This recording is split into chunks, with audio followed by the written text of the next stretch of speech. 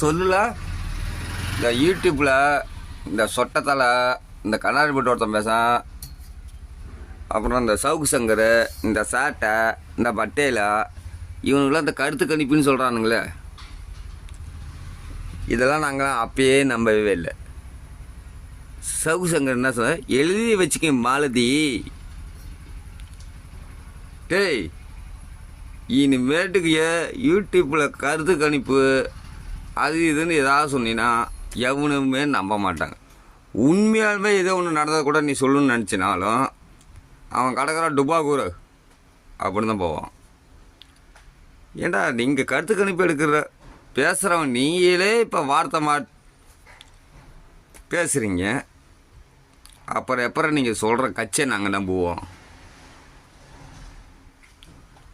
சொல்கிறத உண்மையாக பேசுங்க, உண்மையாக செய்யுங்க. புரியல? இப்பயாவது உண்மையே வெல்லும். அதுக்கு எங்கள் தலைமை, எங்கள் அண்ணனே வென்றார். டிவிகே.